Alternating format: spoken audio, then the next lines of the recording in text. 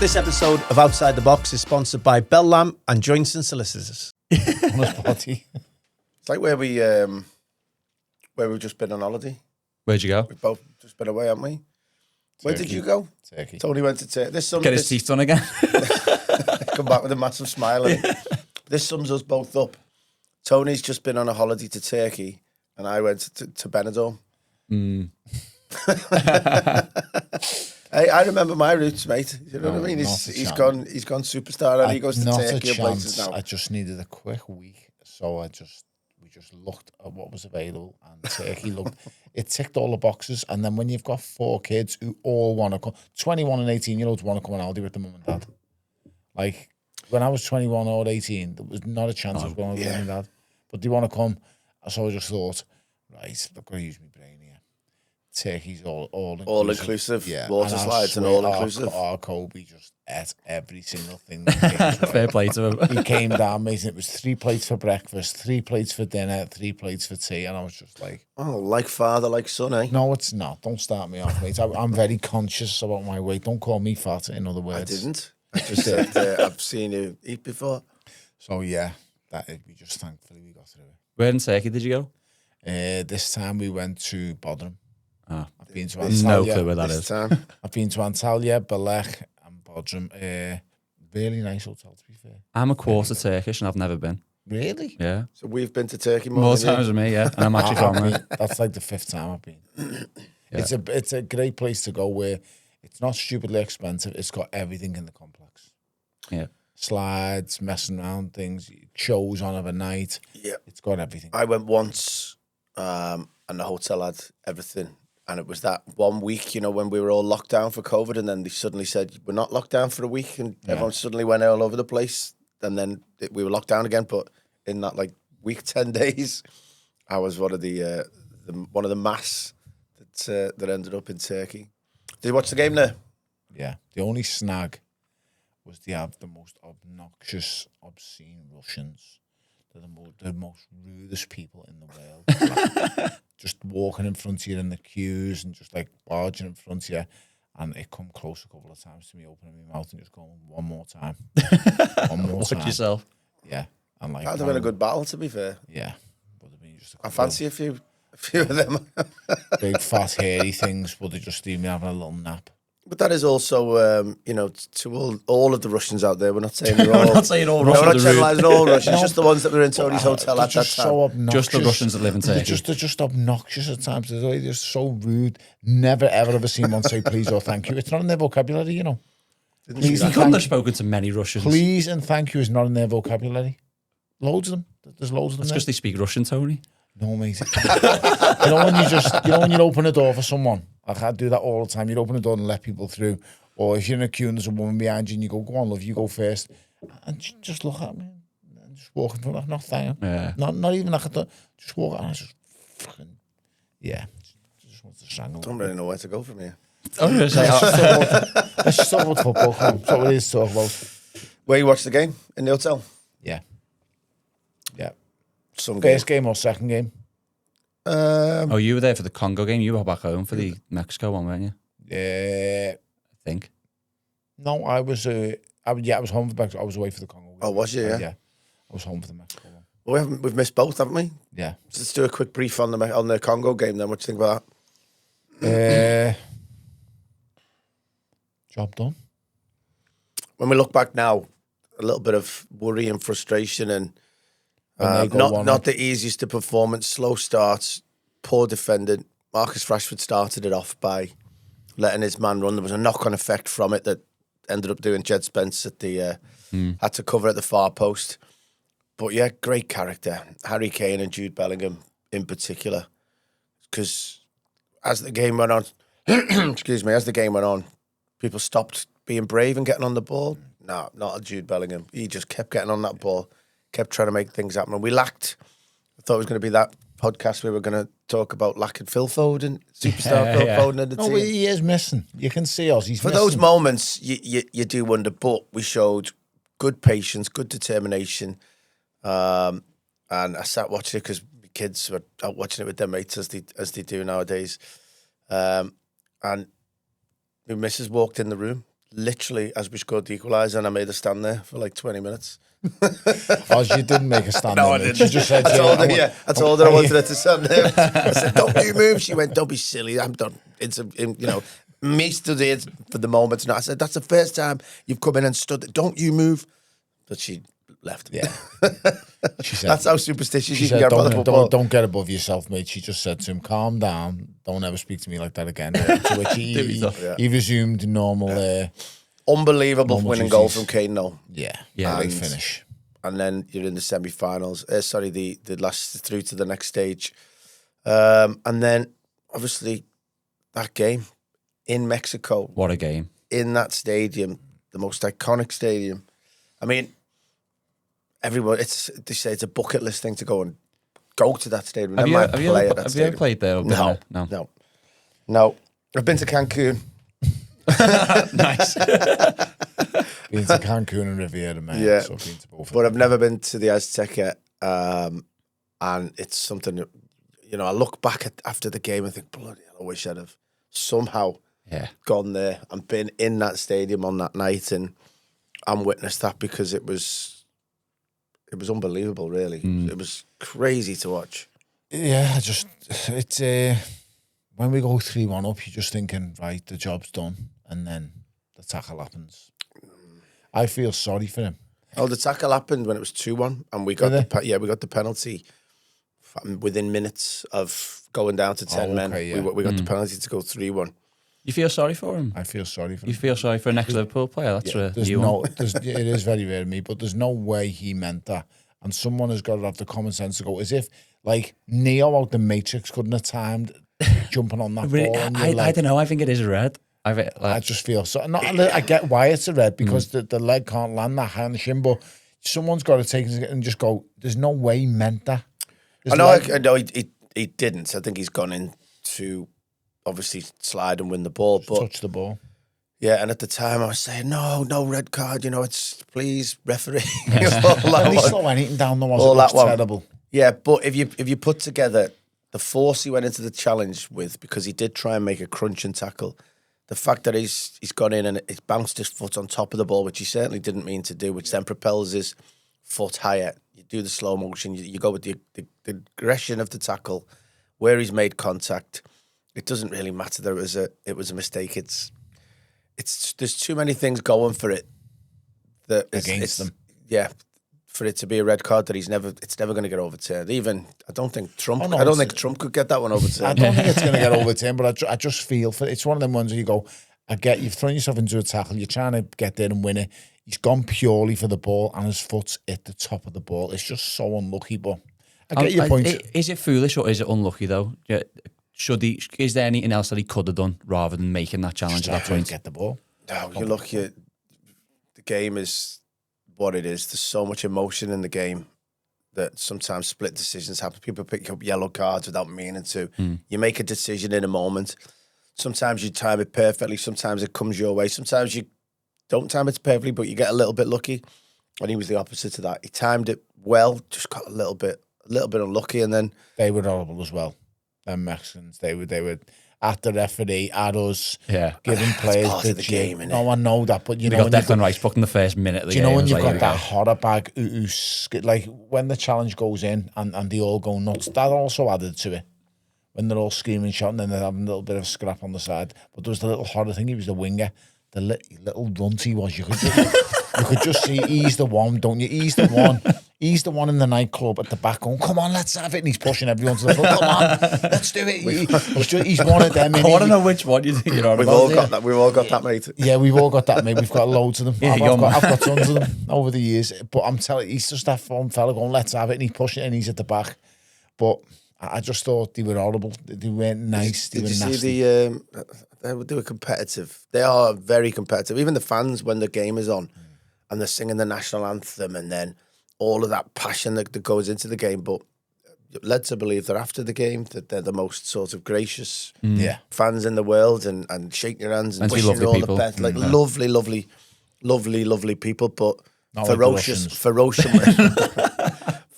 when the game is on, as you seen. Did you see the few things that happened during their manager telling Anthony Gordon to Anthony, Gordon. And Anthony Gordon turned around and he just went, fuck off. I haven't seen that. I have a clip of it. Oh, He literally, in one sentence, he shouts to Gordon. It was in the first 10 or 15 minutes. Just goes, Gordon. He turns around and he just goes, F off. And then just laughs at himself, and Gordon just looks at him for a second and then turns away, smiling, like confused about what just happened. Tell you what I have seen. I've seen Henderson, the coach, flying over that advertisement. What was he doing? I mean, yes, he played a minute of any game and he's got a booking and he's broke his arm. I mean, how is that even? What's he playing at? It was an impressive evening with regards to ticking boxes that I didn't think many people could do. Not getting on the pitch, getting a yellow card and breaking your arm. It's so, it takes some Did you see the fall, though? Oh, yeah, awkward, that's a nasty, horrible break. Awkward fall. I do feel for the lad there. That's not a nice break, that. I feel for him. But now, he can do the role that you've always wanted him to do. So they're talking about getting an operation and going home, but I'm thinking, give them. It's only always said. Keep him around. He's done that role the whole time he's been there. He's been a coach. So his broken arm shouldn't make much of a difference then, really. I'm just furious that we can't phone Phil Foden now and just bring him back in. Phone Phil Foden. Phone Phil Foden. You could do Anton Deckham, just join Anthony Barry at the half-time show. Yeah. Could, yeah. He's been brilliant. He's doing well, though, yeah, he is. He's doing great, him. I'm made up for him. He's doing absolutely brilliant. I hope he gets a big job from this. I think he might. I hope he does, because he speaks sense and he just tells the truth, and that, believe it or not, that's quite rare in football. Yeah, I mean, some people are better set up for sort of coaches or to be assistants. They always said that about Colin Harvey at Everton, that he was a better number 2 than he was a number 1. Who's the best coach you've ever had, us? Oh, He says sessions were just brilliant. Every session he done was just quality. Oh, I don't know that, actually. I mean, I was I was sort of blinded by the amount of sessions I did for Moyes. No, but he's a gaffer, and he's a manager. Who's the best coach you've ever come across? I don't know. Alan Irvine was good. Steve Brown was good. Colin Harvey, I had as a kid. That was when I learnt the most. Okay. So whether I say that was just the time, and I think 16 to 19, I think you learn a lot in life, certainly in football. And I had Colin Harvey as my coach at the time. That was outstanding, and he does. As a man management, was he brilliant? Was he just great with the kids? Yeah, but again, it's 16 to 19. You're still a kid, aren't you? And so you're kind of learning how to be treated like men, and not like a school teacher sort of influence of authority. What's your attention span like at that age? What? What's your attention like an hour? What? He never stops, honest to God. He just can't help himself.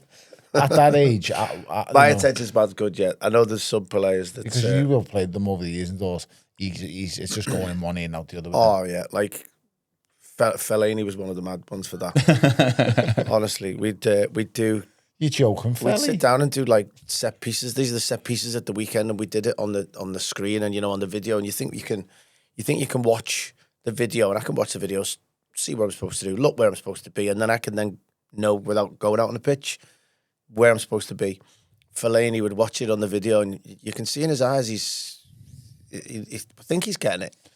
and then you go out onto the pitch and he's like looking around going, me? Where am I supposed to be? What am I supposed to do? Like, he just didn't have a clue. It just seemed to, like, I don't know if he forgot. He was like our target for some pieces as well. Oh, mate. No, so he'd mark up, so then Moyes would have to go in and literally grab him by the shoulders and pop him exactly where it is and basically tell him, look around. This is what it should look like when you're in the right spot.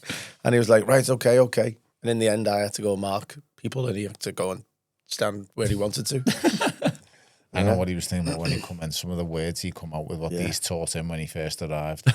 Why? My Lord, you just don't want to do some of the words. Why would a lot of people, though? You want to try and take advantage of them. Yeah. You know what I mean? As you're learning a new language, you'd obviously, a group of team, you'd tell them. Tell them something else. Some of the things he'd say, I'd come in the changing room and he'd go, have you been goosing? And I just look round to see who's been telling him to say these things. And when somebody walks in, go on just ask him if you've been goosing. And I was like, what? come on, mate, just for real, serious. And then you hear them laughing like little children. But yeah, some of the things he come out with, he was funny, him though. Yeah. He was hilarious. He was. Going back to Henderson, when Tuchel were making those substitutes, Jed Spence and Dan Burn, I actually thought there was an opportunity to bring Henderson on and go 2 banks of 4 rather than a flat back 5. Do you think it was right to go? Well, obviously we saw it out, but what were you thinking at that point when those subs were coming on? I was thinking, I hope we've still got something for the counter-attack. I thought Andy Gordon was outstanding. Best I've seen him in an England shirt. Yeah, had a great game. And I was glad that he stayed on because I was thinking we need somebody to be able to, we can't just defend on the edge of our box for, what was it, like 30 or 36, 40, whatever it was with the added time, like 11 minutes of it. Oh. And I was thinking, oh, we've got something going that way, but we didn't, did we? And we never actually really got out. It was just kicking the ball away, but it was still the most sort of exhilarating defensive display I've seen in a long, certainly in an England jersey. And people are saying, going into the Lions' den, defending it, not seeing that resilience from England. Well, I've not seen it since the game I watched when we went to Italy, to get into the 98 World Cup. And Paul Ince ended up cutting his head, blood everywhere. Yeah. We got a 0-0 result that day, digging it in. But this was better. This felt better because it was in the World Cup and it was to get us into the quarterfinals, and felt a little bit of injustice. 2 good goals, good defending in their lines, then at altitude, which was, higher than years. Yeah, 13 years since they'd been beating a competitive game in that stadium. You can see the goal in how long? And they'd only lost 2 games in that stadium competitively since 1966. Oh, wow. So that's just ridiculous. Special mention, though, has to go to Jordan Pickford. Oh, he was unbelievable. Everyone was, but Jordan made some big saves at crucial moments. But we know that. He always does. Yeah. He's made some crazy saves. I mean, he had a save of the season competition with himself this season, every month. It was ludicrous. Spoke to him a couple of hours before. He was messaging me and talking about he'd seen someone who knows me, who we both know. Oh, they said they were in the hotel. And I said, how are you? All right, how's things going? And he went, you know what? Just feels like Newcastle away.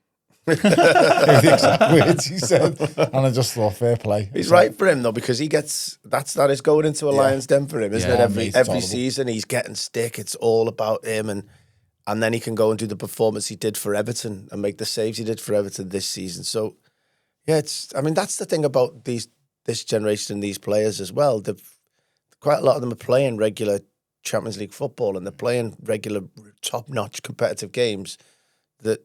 It's not unheard of for them to have experienced that 3 or 4 times. Yes, this was probably an extreme, but it was the game plan was great as well. When you're talking about going to the back 5 and Tuchel knowing to bring on Dan Burn in that moment, moving Gay out, Stonesy came on and was right up to speed straight away. Jed Spence had his best 20 minutes or so because he actually stopped crosses and did his job best he could. Tuchel got everything right. Even, the Andy talking, he said we knew it'd be kind of tough up until the first hydration break. Get to the first hydration break. Everybody knew they're going to come at us. And if you get through that, because they're going to try and wear you down in that first block, get through that, we're fine. I thought Jordan had to make a few saves, good saves, but I thought we were reasonably comfortable. And then suddenly we hit them with the R1-2. Yeah. And, yeah, I'll tell you what, Benidorm erupted. Let me tell you, Benidorm erupted. I just thought Bellingham was just... I sing his praise all the time. Yeah. You just can't explain how important he is to our team. Because even when they want to keep going sideways and they want to keep being safe with the ball, he's just like, no, I'll try it myself, and he'll go and he'll penetrate and he'll get in there. He runs his race. I mean, I'd love to see his running stats because he does some serious running. As how much does it affect you, that climate and that altitude? Massively. And that was what was probably the most impressive thing. I know then the team coming out after the end, whether it was the adrenaline of what they were doing and what they were trying to achieve, or whether it was whatever the circumstances, a couple of them said, the altitude wasn't as bad as they thought it was going to be, which is a ridiculous statement, because that's the reason why every single season teams go to Austria and Switzerland and these places that are high altitude, because it's to make it more difficult, and then it's to to sort of stretch you even more. So then when you come back down, especially that's why I think Eddie had said something about boxers about Big Bear. We train in Big Bear, so what we do is we go to Big, but you've got to time it right. If you come down more than 4 days, you lose the benefits of it. So Lennox Lewis used to always prepare in Big Bear in California, and it's a super high altitude, but he wouldn't come to Vegas before the Wednesday because he'll lose all the benefits that he's gained from training Big Bear. It's got to be timed perfectly. It's so important. So that is what the players are doing. That's what you do pre-season. So have just literally gone in there for one game to try and then go and perform against a team that are used to doing it, that play it regular, that are tuned into doing that all the time. It was always going to be really difficult, and yet they somehow managed it. They looked full of energy. They were. I think it was an unfair advantage that the Mexicans were given. I don't think that was fair. We should have, you're favouring them so much. Look at the stats that we've got going against us. How often have they conceded a goal at that stadium?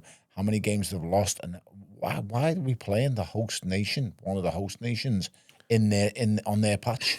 It does feel. It is unfair. No, it does feel when you go into a World Cup that you're playing them in that stadium, considering that America are across a few stadiums and Canada are across a couple of stadiums, but that's part of the World Cup. It's part of the draw.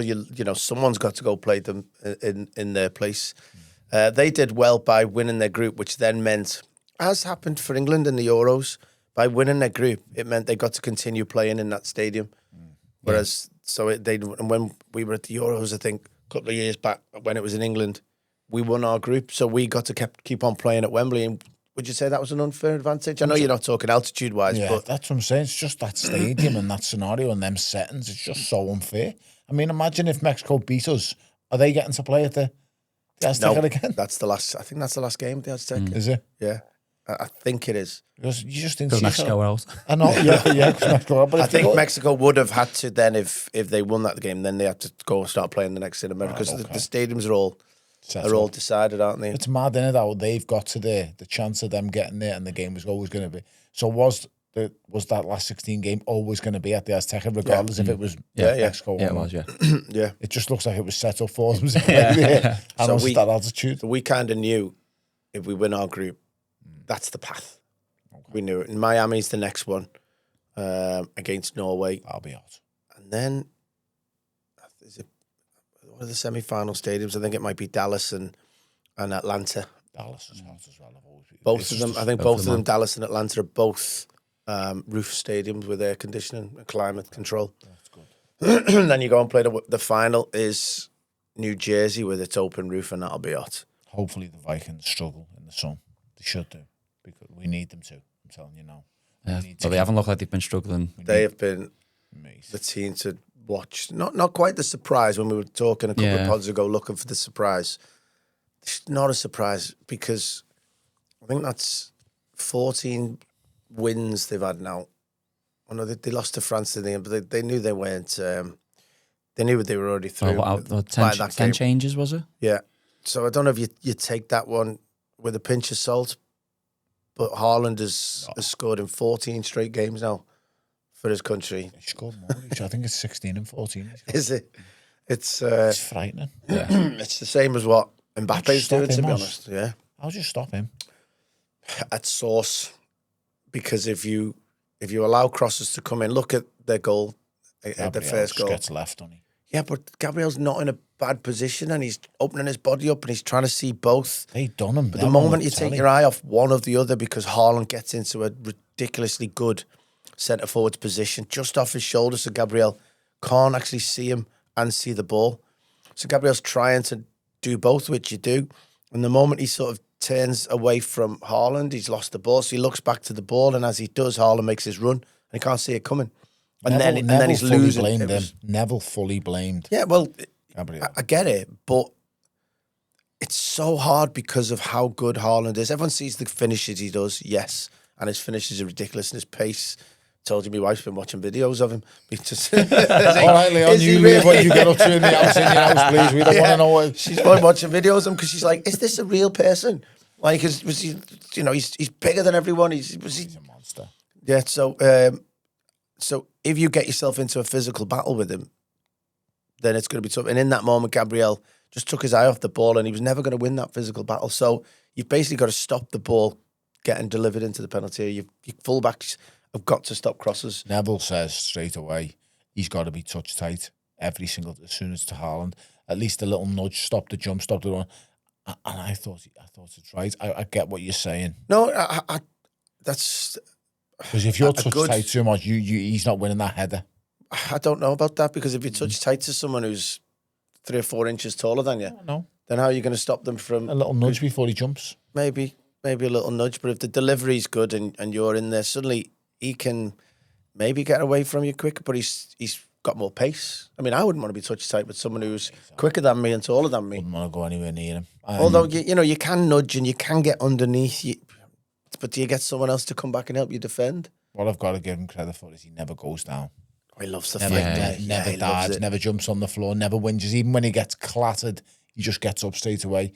He is, you're looking at kids today playing football, he's the one to watch. Yeah, he's got to have a number 9 again. His movement is incredible, though. Not just his physicality, not just his finishing, his movement and understanding of his position is outstanding. Brilliant role model for young kids. That's who they should be looking at. He is a perfect role And you know what? In a world where we've lacked centre forwards of late. You know, when you grow up, everyone wanted to be Duncan Ferguson, Bob Latchford, Ian Rushes, and everyone wanted to be some sort of Les Fern, Alan Shearer, some sort of centre forward, and no one really wanted to be anything else. You sort of found your way to other positions in the team, or even if you're not a number 9, a number 10, a Sheringham or a Beardsley or to be them. Or these kind of players. Everyone wanted to be that. I couldn't be the big number 9, so I had to choose to try and be one of them. But in a world with that, we've lacked that. Everyone's now, for the last 10 or 15 years, all these kids, and maybe it's the way academies develop because of the way they do the setup and the way they want to develop sort of technical players rather than players that can do what Haaland can do. But we've lacked people wanting to go and play number 9. Look at England. Look at the World Cup squad, and you go, well, who are you going to pick? Harry Kane. Well, he's in his 30s, but he's still our best. We're going to take him. Let's just say the next World Cup. Who have we got as a striker that's coming through? Who have we got as our next striker? Who knows how to play? You've got Ollie Watkins, who's playing up there. Ivan Toney, Calvert-Lewin, maybe.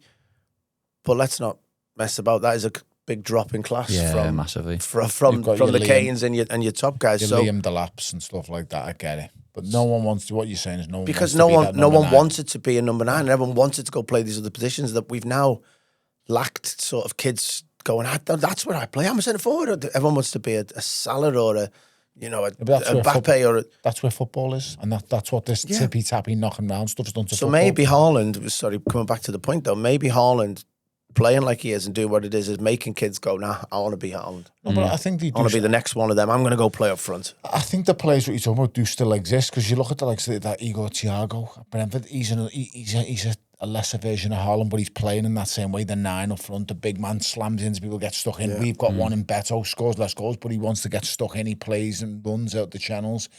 I think that what everyone mistakes with Haaland is at a club like City, he gets the service. Yeah. And with all due respect, you've got him. The forwards would you'd struggle to score less than 25 goals up front for City if you had the service that he had. What's impressive for me is what he's doing at Norway. That's the most, because what he's doing there, I actually think Odegaard is a better player for Norway than he is for Arsenal, and does better for Norway. I just dominates the game for Norway, doesn't he? He does really well. Whereas at Arsenal, I don't think he's been as well, maybe not as good this season, but I think Declan Rice does a lot more than him. But for Haaland, he's just, I don't see a weakness. I don't see a weakness in this game. Do we beat them? Yeah, I do think we do, but you better stick to him. It's not easy though. I'll tell you what, talking to someone, I don't know if it was here, getting asked, it might have been you guys a while back, and I was saying I'd rather play Brazil. Yeah, 100%. Yeah, I was saying, I don't know about that. I think they were poor this time. I think reputation-wise, that's all it's down to for me. That's the only reason why I think we don't beat Brazil, because we're all going, oh my God, it's Brazil. Yeah. But team to team, I think, and styles as well, I thought we'll beat Brazil. Norway's different. However, Norway, at first, because Norway can do a bit of everything. They can play on the counter-attack. They can be devastating on the counter-attack. But I think nearly every game they've been in, they've had the most possession. And Yeah, they comfortably play a bit there. of a possession game. Odegaard just gets on the ball and dominates, doesn't he? European team. I think the culture's gone from Brazil now, and they need to find their identity again. But I just think our players going up against Brazil, it would have just been basically, it's Brazil. Regardless of the team. But I think Brazil have done that in previous tournaments. And this tournament, yeah, but they've been a little bit like just bottled it. You know, didn't they get whacked in a tournament a few years back? Was it like 7-1? Something? Yeah, they've been bad. That was when they were the hosts back in 2014. That was a huge shock for them, that one. Yeah, but they haven't been great for years now. No, this is the longest they've ever gone without winning the World Cup. You've got to look at it though. They've tried everything with managers, and now they're going to European managers. You've got South Americans trying to play European style of football, and I think that's just the top and bottom of it. And you're not going to catch. It doesn't suit their style of playing. It doesn't suit all their players. To be honest, I haven't seen one maverick in the Brazil. Bar Vinny. You know, Vinny Jr. is unbelievable, and you can see how sharp and quick he was. But he's one man. Well, they used to play Samba football, didn't they? Because that's their culture. So when you played them in the World Cup, generally in the heat, you were thinking, "Wow, what a team! What a team!" And the way they play. But you're right. There's most of them play in the top European leagues now, which is taking the Brazilianness away from them a little bit. Taking the culture, which is sad. But so we'll not be playing them. Norway are a different threat. I get that, but it's just simple in my opinion.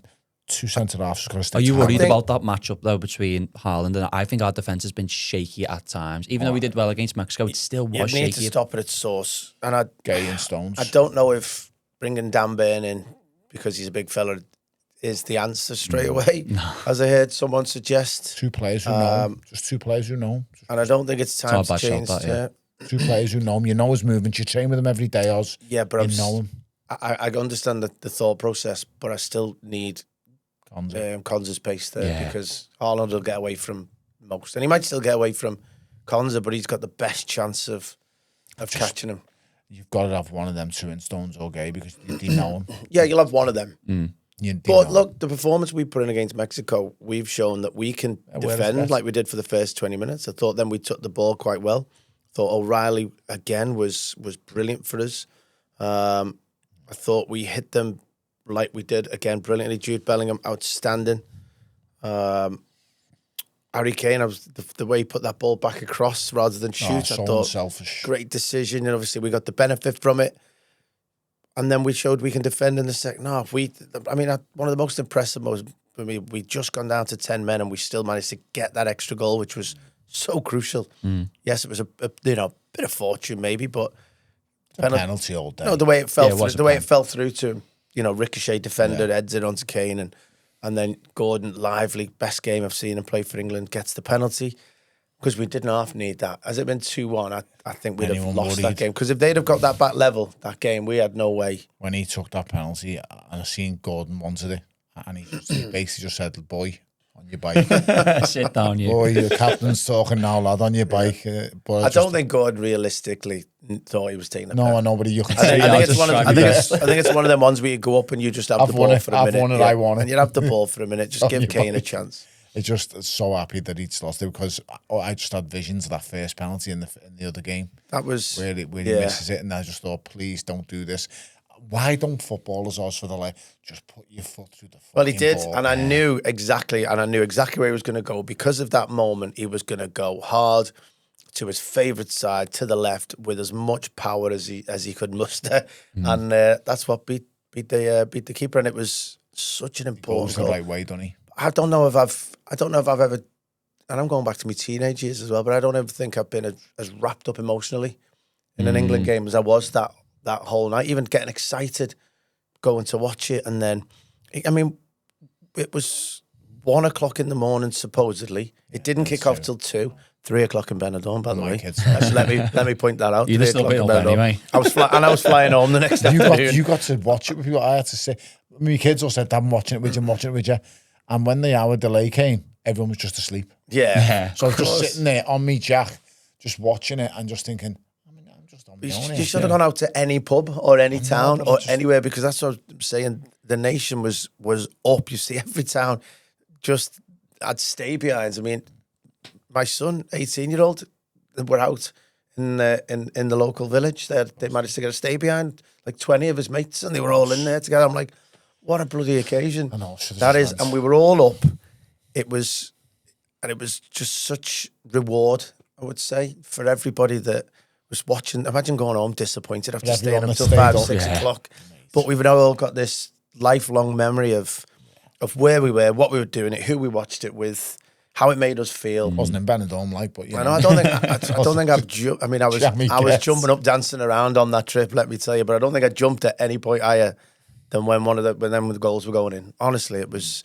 I felt like a teenager all over again watching us. Now, the only problem and worry about that is, you know what we're like when we're England, and we have such highs and lows, and we're such a roller coaster of emotions, and we'll expect to feel like that every game.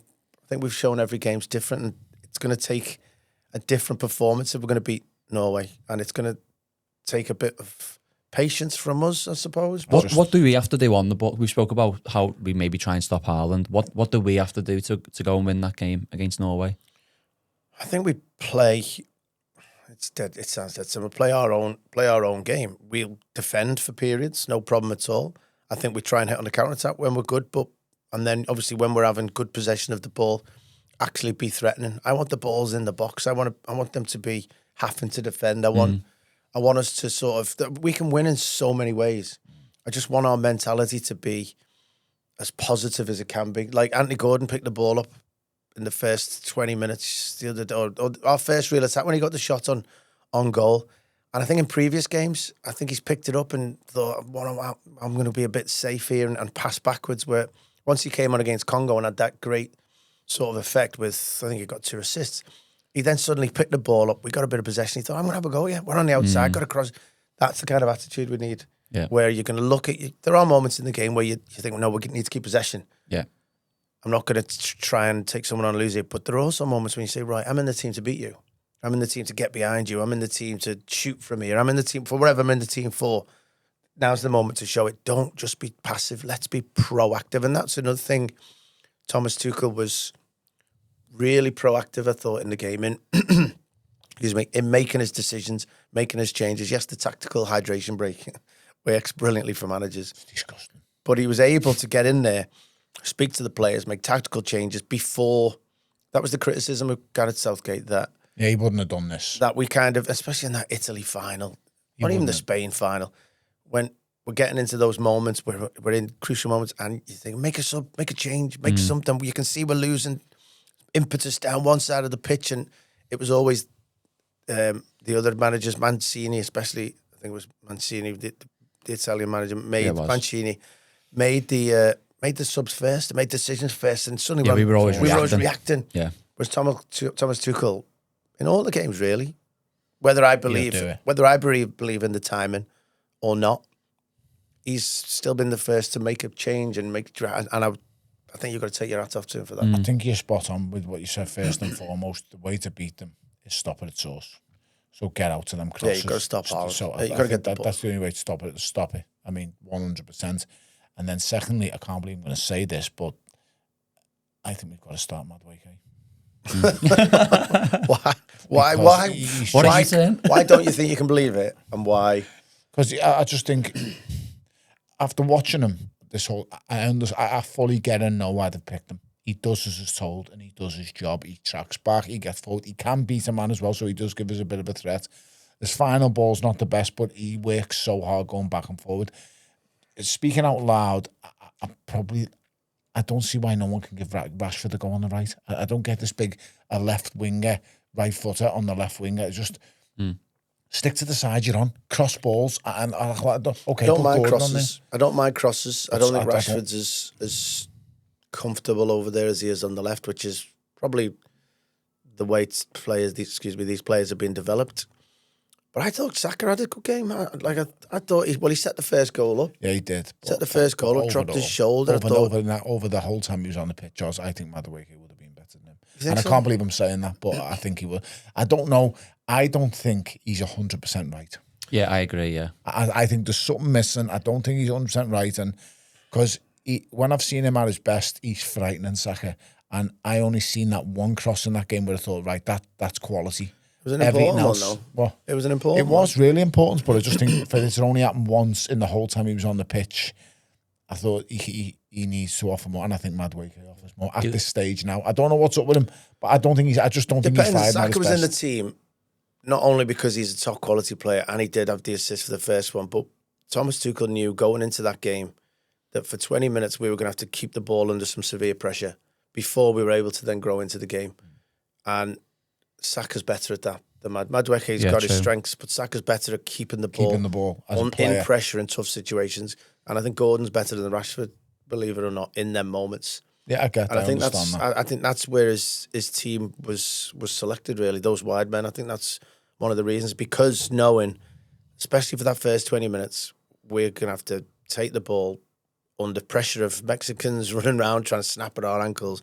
But the crowd... Do we all they reckon agree? that's 149 decibels, they said in that stadium. They said the world shook. Do we all agree that Rashford, from our wide positions, is the biggest threat? I think he is. I think he's the biggest goal threat out of all of them. Goal threat? Yeah, because Gordon doesn't score as many goals as he should.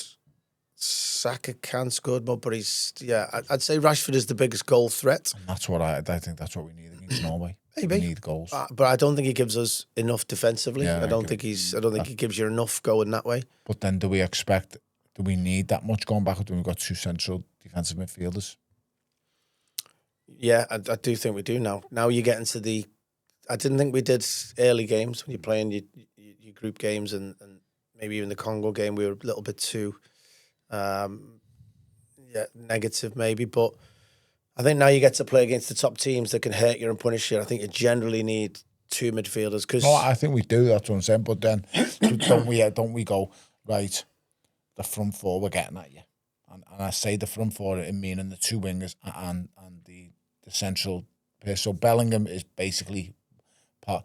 The front four would be Kane, Bellingham, and then obviously it depends if you've got Saka and Gordon, or do you go Rashford and Gordon, or do you go Madueke and Gordon, or do you, because I think it's nailed on now. Gordon's starting. I think the team. That's the best he's I been. think the only change will be at right back, and then the question is.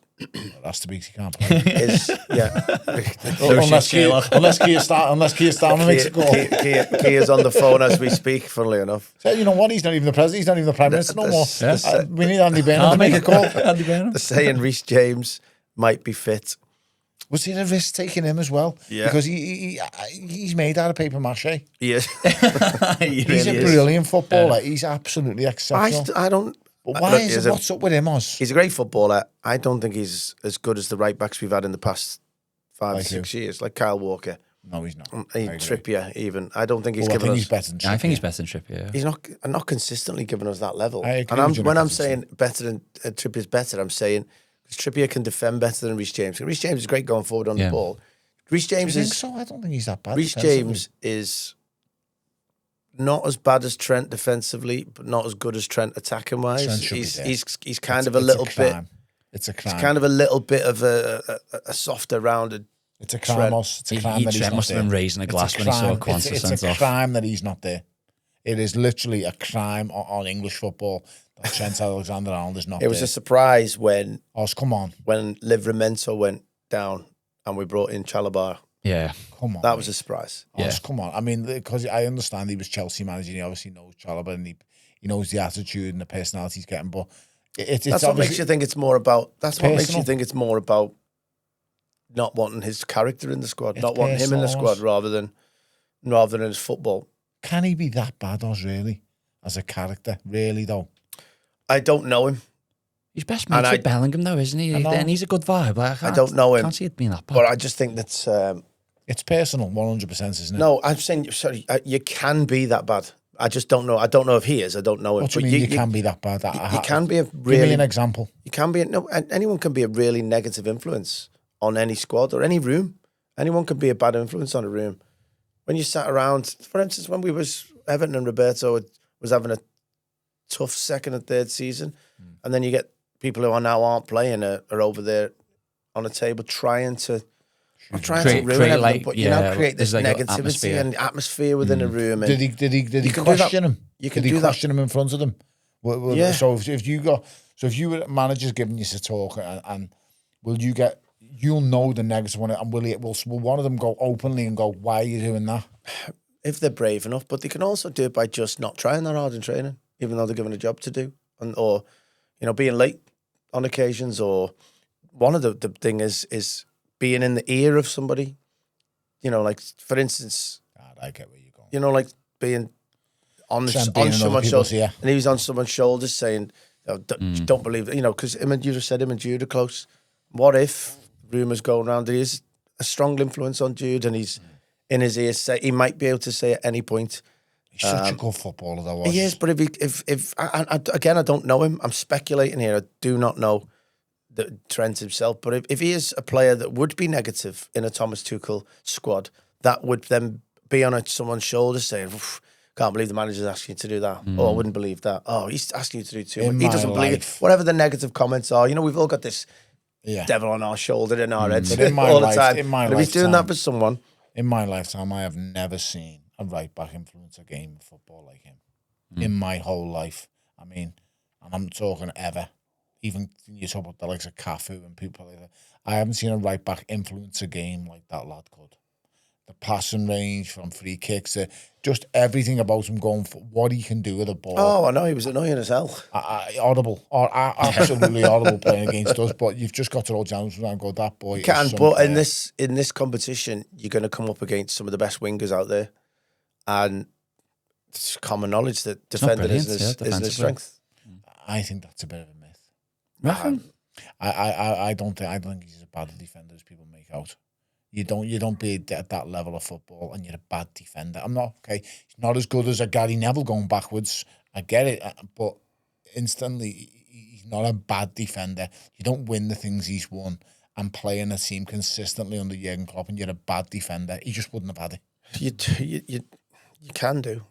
You can do. You think he's a bad defender, Oz? I don't think he's a good defender. Again, compared to who? I watched him play for Real Madrid this season, and he was. I watched it in person.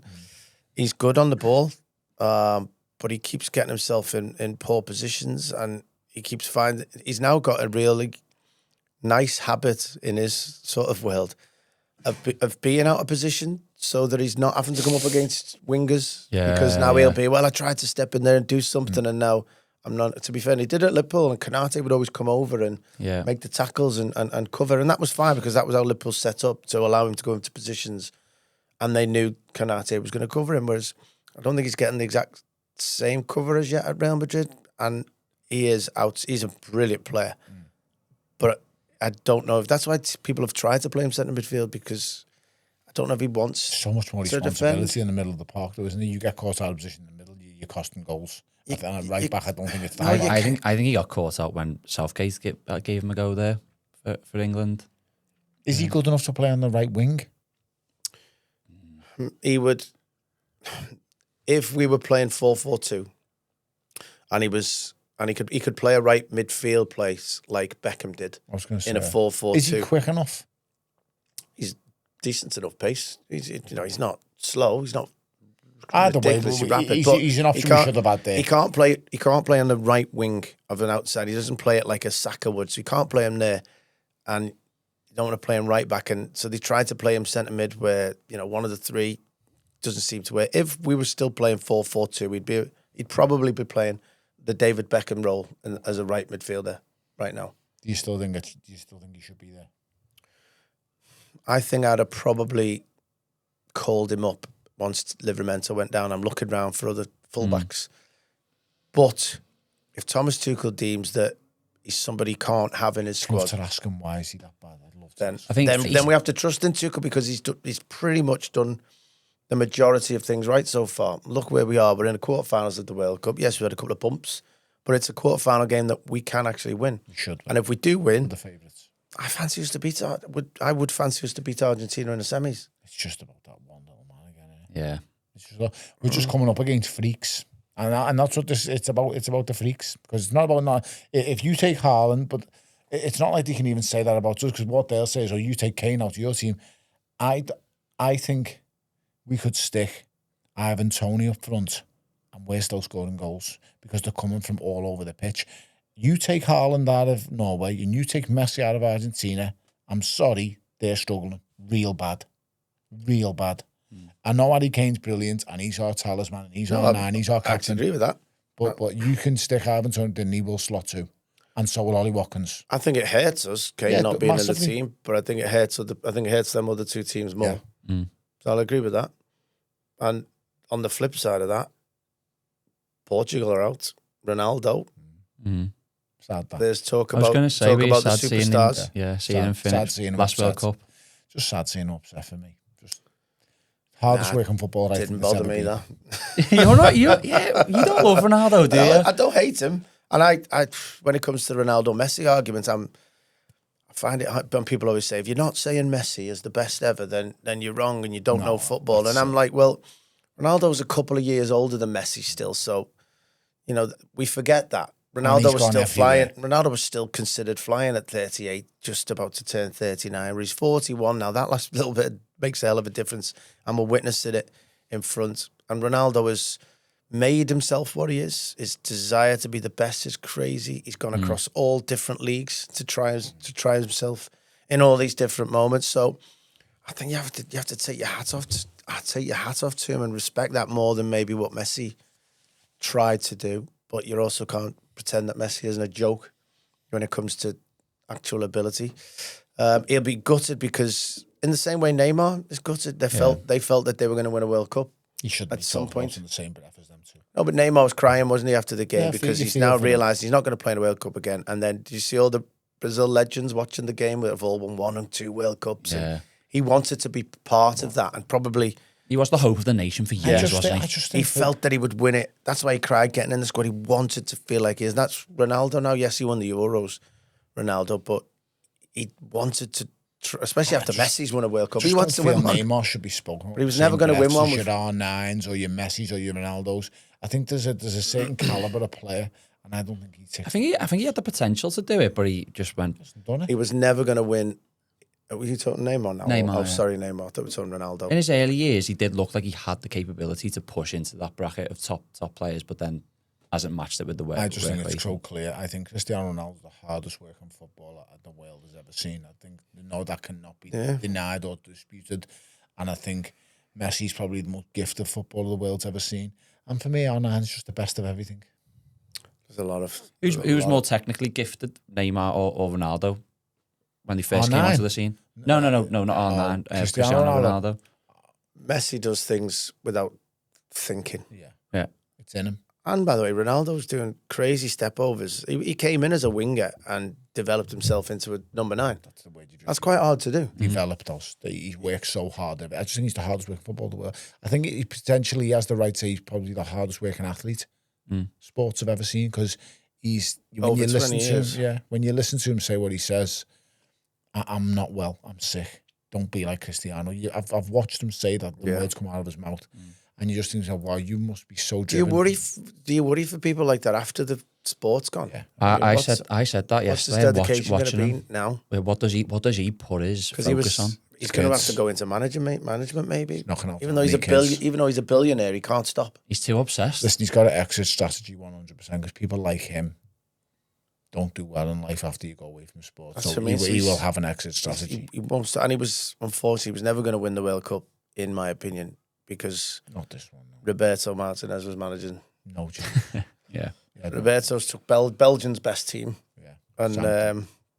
And 6 years of taking their golden generation of players, and then he's just had a good 3 years with Portugal. And I just never felt that he was. Yeah. Surely he's finished now. I think he'll turn up at Palace. Somewhere like that. I think Roberto Martinez will turn up at somewhere like a Palace or a Bournemouth or somewhere of that ilk. It'll be a club that's on the build, but it is solidified in the Premier League, if that makes sense. Yeah. Does that make sense? Yeah, a club like that, a Palace or a Bournemouth. But he's not getting a big job. Well, they are big jobs. I think the Premier League team of course, the big job, but like you ain't getting a Villa, or you ain't getting a. Let's just say, you ain't getting a United job. Yeah, he was set up for. I think he's set up more for international football, his management style as well. Really? Because not be seeing the players every day in day out, and only having and having them in short doses. Yeah, and kind of being able to pick on who's fit and who's available, and you've got to select. You know, you got your country that you might have a squad of players this one international weekend. You can tell them all that, yeah, I'm going to give you a game, and you're going to be in my plans long term, and then one of them might get injured next time, and then you're not got a decision to make over which one of them you're going to pick. And I think it's been suited for him. I mean, the big decision he's had to make this time was just whether to play Ronaldo every minute of every game at 41 or to try and use him as an impact player. And I think he got that one wrong, to be honest. Of course he has. So was Ronaldo part of the problem why Portugal went out in the end then? I don't think that's just not for Ronaldo. I think that's just to make that decision. It depends how you look at it. When you say part of the problem, Ronaldo's just playing football. Yeah. He's picked to go out there and try and do his best. I think he's better suited to doing that in bursts at the highest level at the minute. So when you're saying, I don't blame Ronaldo for it at all. I just think that bigger decisions had to be made. You've got Bruno Fernandes in behind who just seems like he's playing with the handbrake on. One of the best midfielders. Because he's not taking the pens and he's not running around. He's not able to make assists. Somebody who might want to make an assist to isn't as pacey. They've got top quality players. Basically, the manager. Vitinha and João Neves and Ruben Neves can't get a game, and you've got Bernardo Silva off the bench all the time. Bernardo Silva on the bench because of the squad that they've got a ridiculous squad. And now you're out. You might need to not play Ronaldo from the start. No, listen, you've got to have the bollocks to just go, listen, son, you're sitting this one out for 60 minutes. You're coming on the last half hour. And these lads are going to play together. I'm going to create a midfield that is dynamic and works for us. It's not about you. And I don't feel because as well being brave enough to say that to him. So I'd say Portugal's, if you think about PSG, and they've got Vitinha and João Neves and whether you have the other one as Zaire Emery or you've got Fabian Ruiz, they're not the most dynamic of midfielders. They are players that keep the ball and move and pass and find spaces.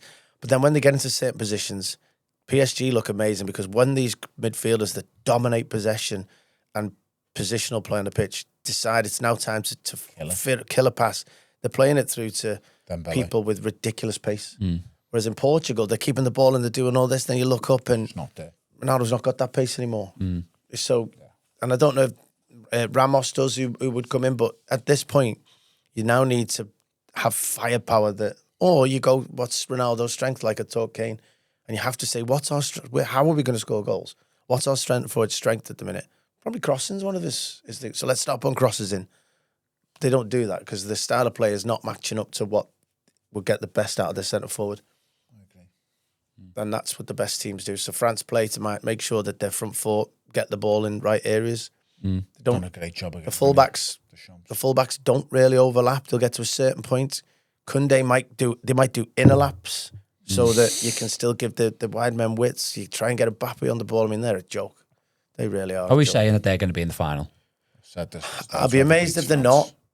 But so who are they playing? France v. Who have they got? Spain just won, didn't they? Morocco. Yes, Morocco. Oh, I like Morocco though. Yeah, they're. I think they win 3-1. That'd be a good game. Team, them, aren't they? But you'd still expect France to win that. Morocco, they'll be Morocco 3-1. You think so? Morocco will score. Yeah. Spain v Belgium now. I think Spain. You'd expect a Spain-France semi. I'm not sure. Belgium are deceivingly decent.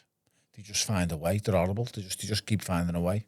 And Romelu. They're horrible. You know what I mean? They've got a big centre forward who knows how to play football, can hold the ball up. Then you've got quality in and around him. They use him sparingly. Yeah, like Ronaldo should be Ronaldo, yeah. The way Lukaku comes on and gives them bursts. It's mad, isn't it? The manager who's using him sparingly now is showing basically. Roberto was the manager of Belgium. Yeah, and now he's the manager, and it looks like the mistakes have been made again. The same. Players that you use sparingly, it's knowing when to use them, when not. I just don't think you can have personalities in teams that are bigger than the manager or bigger than the team. It's not going to work. It's just not going to work. And from the start of this whole thing, I said whoever beats France wins it for me. That front four, front five is just frightening. Crazy. Have Spain got a chance? No. I don't think so. They have a chance because they are team of quality players. I would not have them as favourites. I think. I'll be surprised if we get the semis. Would you? Yeah. I'll be surprised if they beat Belgium. Fair enough. I just can't see them. Can't see anyone. I can see that being a draw. Can't see anyone going toe to toe with France and winning. Paraguay's as horrible as that game was, and how they never got a yellow card that game, I do not know. And France ended up with 2. But that is how you try and beat France. As horrible as it was, I don't know if you can. Spain haven't got. I don't think Spain. I don't think Spain have got amongst that. them. Don't think Spain have got that. So, no, I don't think that's. So we have to get past Norway, and then we have to get past basically. Who have Argentina got? It'll be decided. Well, Argentina play Egypt, and Colombia play Switzerland tonight. Yeah, Colombia shouldn't be overlooked. It's just these South American. They've been all right, haven't they? They've been all right. Argentina will do them though. Yeah, Argentina top team. Maybe. You just these legends and these icons, these monsters, they can only go on for so long, and it's. We just. Were you watching the game Saturday? What time's kick-off Saturday? 10 o'clock at night. Oh, that's perfect, isn't it? Lovely. Oh, I haven't decided yet. I'm not working as well. I won't be at home. You going back to Benny? No, I'll try. Yeah, brilliant. I'll try. It was brilliant. You know what? Yeah, I could do with a bit of that, but I don't know when we'll watch it. But be with the kids or whatever. I don't know. Good time. Ultimately, we've just got to. Saturday night, 10 o'clock. Yeah, it's going to happen. That screams of golf in the afternoon. Yeah, it does. Getting ready for the game from about 4. Perfect. Sounds like a plan. Yeah. Stay In home. Clubhouse after Stay the game. home and we could be together. Oh. We're not trying to look too far ahead. Do you think if England did meet France in the final, that we'd have a chance? It's a 50-50 in my opinion. They would be favourites, rightly so. We're in a final, and in any game you can find a way. You've seen the minnows, not meaning we're actual minnows, but you've seen teams turn around the odds in a final before, and we've got firepower. We've got big game players. We've shown there against Mexico, albeit Mexico's attack is different from France's, but we've got the character for it. We've shown some great character the other day. If he sets up right against France, we can do really well. Because let me tell you, they can be got at. They can be got at. So you just think that's the hope for me. If you can defensively do good, and the big thing for England is we have the work rate down either side, and I think that's where France will penetrate you. It's down the wings. It's not going to. No one's really going to do us straight through the middle of us because we have such a good, strong spine in the likes of Bellingham, Rice. You know, I just think that the spine is strong, and we've got players that track, that can defend that positionally, always in good place in the centre of the park. But I think these two wingers that are over the side, they give us the extra defence. I think it comes down to aura. I don't mean that in the right way.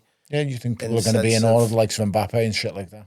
Yeah, no, I think we've got to get on the ball and know we're good enough. Yeah, and stick out like I constantly see Jude Bellingham do. Yeah, he's got brilliant strengths. He's got some things he what's his weaknesses, Oz? Because I know when you're doing that, I just think you sense there's a weakness in him. He can get emotionally wrapped involved. Up. He can get. He can get. You think he's got a red card in him? Yes. Yeah, definitely. I thought he would have got booked against Mexico. He can be emotional. emotional. All in a booking, It's amazing to see how emotional he can get on the pitch, which is really great. But then how calm he is talking after the game. Yeah. How good his interviews are and stuff. There's 3 players on a booking. There's 3 players. Bellingham is one of them. Rice. Declan Rice is another one. O'Reilly's the third one I was talking about. He was a lucky boy with the. You see his out the elbow swing.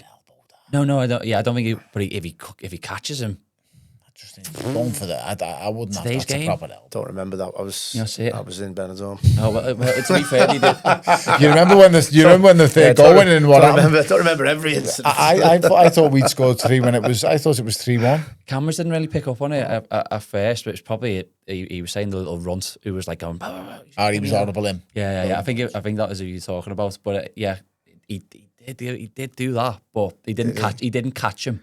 But if he did, that'll be big for us. Then we got lucky there, and that'll be big for us. Someone's going to miss the semi, and it's going to be a big player who missed the semi. I'm telling you now. I hope not. Cause which one do you want to lose? We need our strongest players. I don't think Kane's being booked twice. So Bellingham's being booked.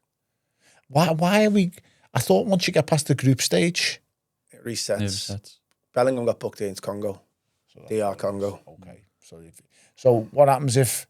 Oh, okay. So if he gets booked in a semi, he misses the final. No, it resets again after this quarterfinals. Oh, okay. So that people don't pick up a second card in a semi-final like Gaza did that time, even though we didn't make the final. To make sure that you don't miss a final over. No, Italia 90. She's trying to show his. I know, yeah. His memory there, wasn't he? See, he's a Gaza. Okay, so what are we saying then? What for England? Norway. Yeah. What's the predictions? I'm going 2-1 England. I'd take that.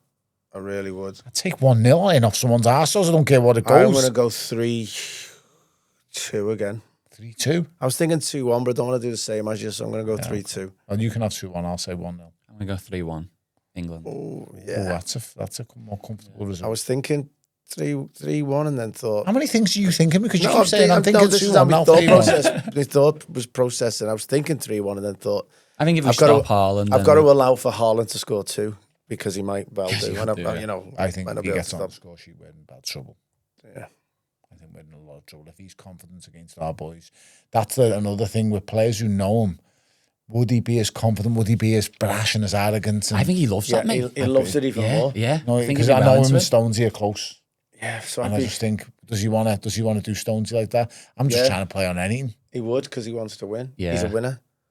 I think he'll be in his. Do you want to do your teammate? Come up against your teammate. You want to do? Yeah, I'd want to do them more. Yeah. Would you see Bernardo Silva and Rodri in yesterday's game? They were having a little bit of a. Yeah, they was angry that. Yeah, I was loving that, mate. You come up against Jags and you're playing for another. You want to do him and I'll laugh at him. I mean, do him. I don't want to like 2-foot him. No, not 2-foot him, but you want to score and have a laugh at him. Yeah, hell yeah. Oh, you horrible man. Why do you want to do that? Well, how can you be on the pitch as a footballer in an opposition team and be like, well, just feel I'm not going to play as well or I'm not going to do as well because he'd be one of these in the tunnel giving like hugs to all his mates. I'd never want to fight one of my mates. You didn't. I was going to say you didn't hate everyone you fought against, did you? No, I'd drive myself to really not like them. I've fought 2 people in my life who I didn't want to hate. Did you? Yeah. Am I allowed to ask who? One was Danny Price in an ABA final that I lost on a bloody point, which I thought I won, but didn't want to hit him. Really that was because you held back. I wasn't, but it just wasn't whatever. I thought I won anyway. And then in the pros, it sounds bad this, but I didn't want to hit him. But I really like Danny McIntosh. Yeah, I didn't want to hit him. And that affects your mind. I flattened him in 5 rounds. But I didn't want to hit him. I just thought, as someone I thought, I like you, I could get on with you. And I try and really, I wind people up so much to hate me, to hate you. Right. So I was really good at that. I need an excuse to hate you. Yeah, so like you are gonna hate me. Really, you're gonna really hate me when we lock horns. But yeah, that's what you were brilliant at that. Like, yeah, I'm brilliant at one. It's just not how football works. So I mean, you can dislike other people, and you definitely want to win. Yeah, I'm playing against other people. But if I'm playing against you, I want to win as much because we're going to go back to our clubs in the summer, or we're going to be, I'm going to see you again, and you're always going to know you had that over me. Do you know? Because I always think of the Ronaldo and Rooney situation. When they went back to United after he'd done him, and he gives him the little wink, you just got you sent off. You just think but Rooney's quite honest about it in saying, look, I probably would have tried to do the same to get him sent off. He wouldn't, you want to win. I think proper players understand that. Whether he did or he didn't, Wayne knew if I sulk now, I'm going to look really stupid. Ronaldo's going to have this. Cristiano's going to have this over me. So they're the reasons. Part of the reasons why you want to beat your mate so much, so that you can rub it in his face if you want, but you can also just nod knowing I know I've beat you. Right? I've done you.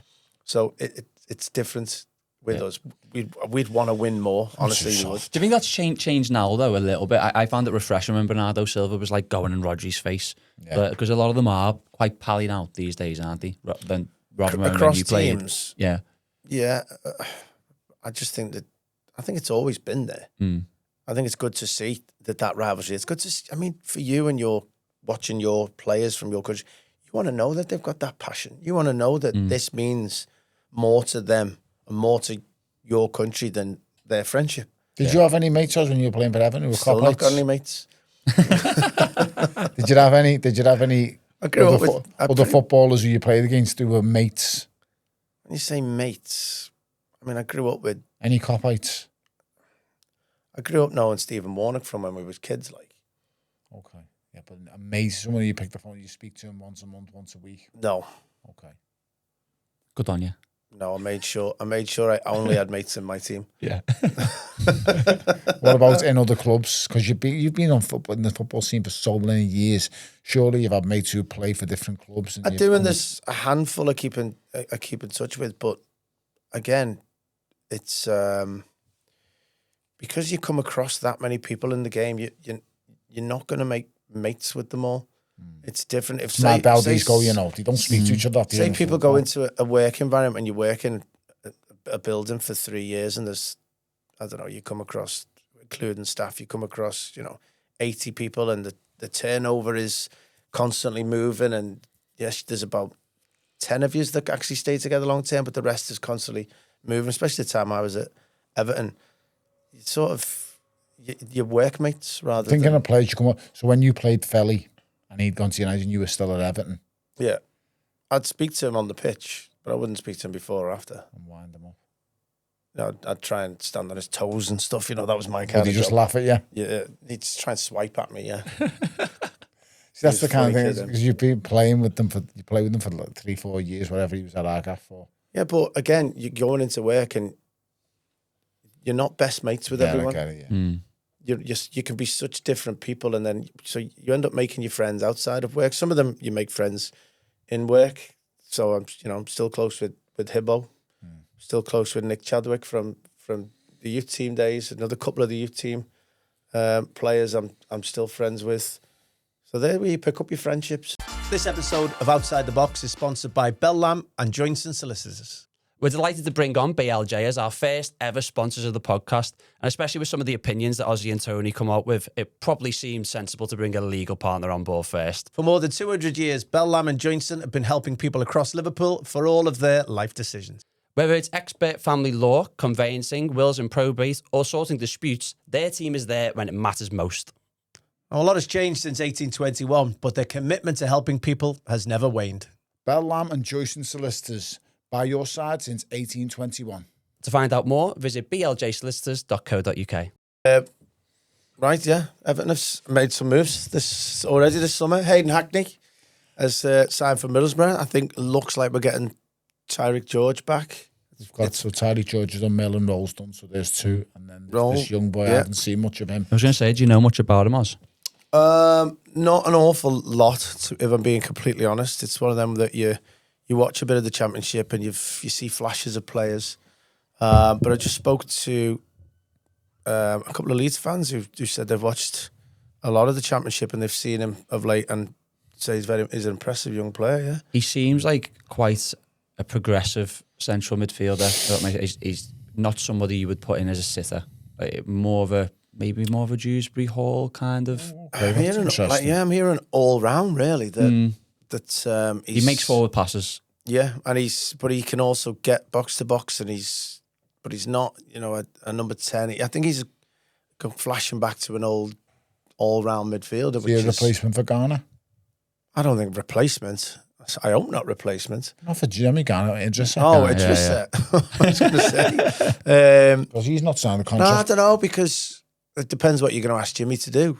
Are you going to ask him to sit a little bit more? Jimmy plays. Jimmy starts every week. Because Jimmy definitely. If this young lad is going to be an all-round player, then it gives us better options, doesn't it? It gives us good balance, and I think as well, as good as he is in the Championship, I think it takes a little bit of time to get. It's very rare that you're at the ground running. Yeah, I don't think he starts. It's a different machine. Listen, I don't know about that. He might start. You think? I just think we need a replacement for the Idrissa Gana guy if he's not there next season. So I'm thinking you need energy and legs because he has been so important in our team. I can't see a Moyes team without two sitters.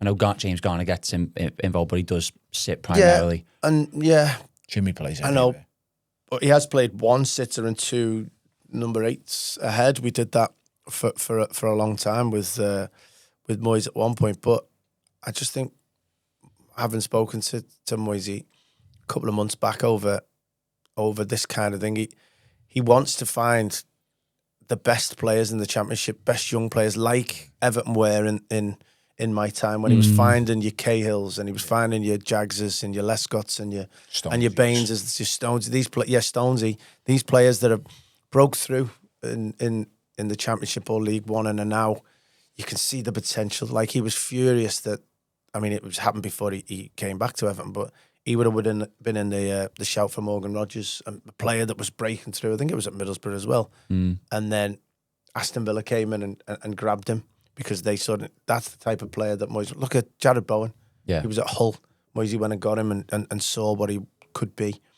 So these are the type of players. So if this fits in right, and this is the next young man that is capable of that, then this is the process of getting us back to being like Everton and character within the squad, because I think that's what we need. Yeah. Yeah, well, I got fed up of us signing like England's retirement home over the years. It'd be like Theo Walcott, Ashley Young, and whatever. I'm not saying like they were bad players, but it's nice to see us going back to what you're saying.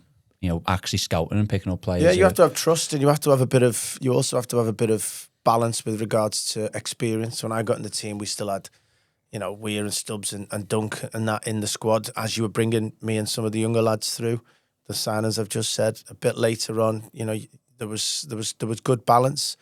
So right now, if we are finding these young players, because Garner's still young, he's young, bringing in George, bringing in Diblin, bringing in these players, Merlin Roll, you've still got to have a little bit of experience around there. So we need to make sure that we secure those players as well. But I like the fact that we're actually making early moves. I like the fact that business is trying to get done. We're identifying targets. We're not waiting until the end of pre-season when someone's spent the whole pre-season with someone else. We're trying to make moves now, and it's a good sign for the club top to bottom now. Just happy to see it back in the manager. You're backing David Moyes, and that's the way forward. We've seen what David Moyes can do if David Moyes is backed. David Moyes can get European football. David Moyes can win European trophies. For me, that's the top and bottom of it. I want to win. I do not want to be in relegation fights. I want to be up the league and winning. And if you back him, I believe that's what he's going to do. Well, he was the favourite for the Scotland job. Do you think do you think we're going to keep him? That's going to be an hard one for him. I think that's just come a little bit too early for him. You think? I think if he felt he wasn't being backed, he would. I think, maybe a but couple. If he doesn't go for this now, he doesn't know how long that job might take to pop back up again. If he did ever want to do that, yeah, but I still think he's a day-to-day manager at the minute. And I think does it do something to them as going international manager? Is it frees up a lot of time? Does it? Obviously, Jones, you get to scout a lot more, and you go to a lot of games. How old is he now, Moyes? I don't check his Wikipedia page every day. Yeah, listen, I don't know. Whatever his age is, 60s. whatever his age is, take 10 years off it, because he's still very much in the football world.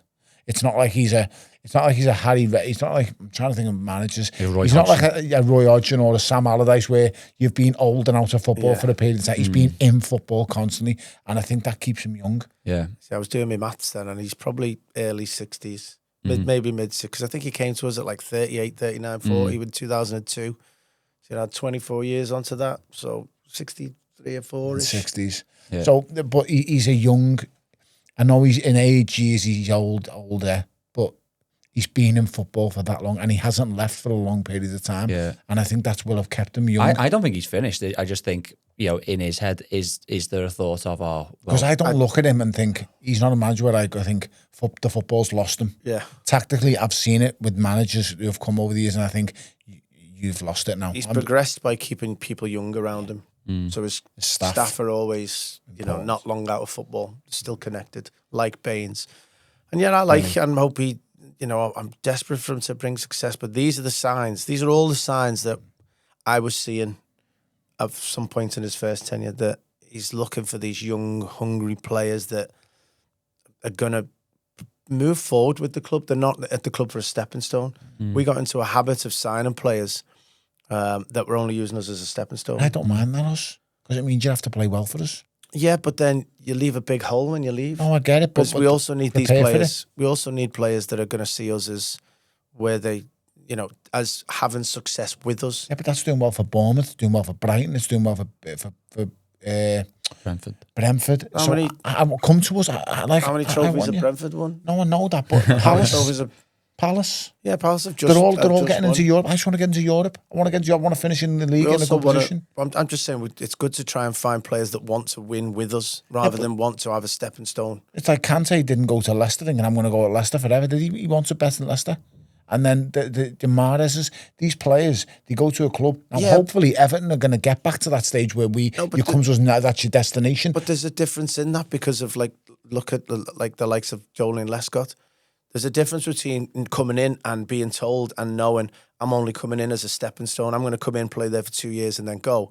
And there's a difference between Hackney, who's coming in now, don't know where his career is going to progress to, but your Lescotts, who came in to make it to be as good as they can be with us and make us good. And along the way, they've now attracted the attention from other people who then go, come play from us. And now you go, well, do you think so Lescott never joined us and Hackney should not be joining us. And Of all these course. players joining us as a stepping stone.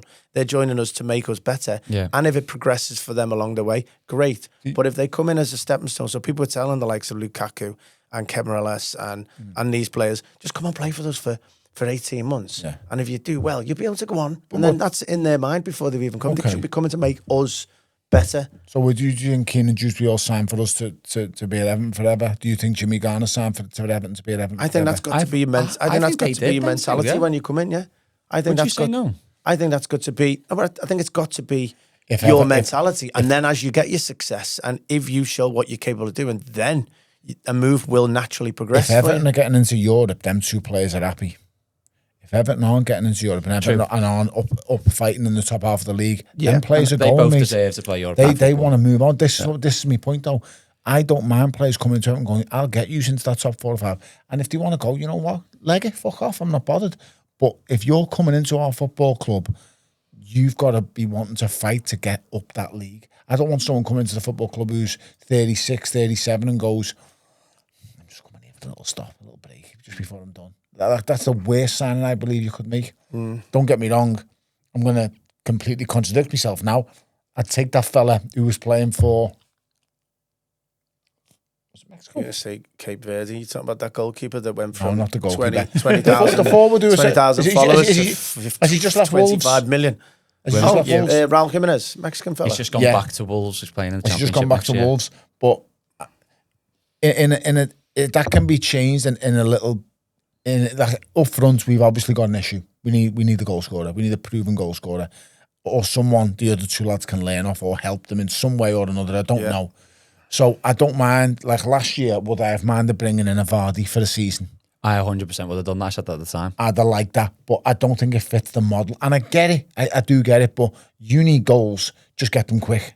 Just I don't care. Yeah, strikers can be a little bit different, but I just everywhere think, else, I think that model I just fits. think the likes of a Dewsbury and even a Garner now can't have been signing for us, saying, "Well, I'm only going to stay until." I don't think they're saying that. I think it's got to be. I'm going to be part of making this club great. Yeah. Not. I'm going to be here for the next 2 years. Hopefully, greatness happens while I'm here, but I'm only staying for 2 years before I leave. But they aren't signing for a club that's in a relegation fight every season because they think they're better than that, and so do Shugs. They are. Yeah, but that's not us. Well, we're saying that It's not now. anymore. I know, but it has been for how many seasons? Jimmy Garner's been involved in how many relegation fights? Yeah. Jessica Garner-Gay's been involved in how many relegation fights now? These players that we're getting... Club makes a difference, though, because Garner went and played for PSG and then came back. So the club has an effect on you, and you want to bring success to this football club. You know, and defenders... I think bringing in a young player, hungry players that like Hackney is a great sign moving forward. And obviously, they saw enough in George to want to bring him back and want to got a good attitude and see the potential in him. That seems, because he's a goal threat. I like that. Defenders, what are you worried about? You know, we've got Jared Brantwaite to come back. We just need him to stay fit. If he stays fit, he's a top fit. I think we need defender. 2 fullbacks. Definitely.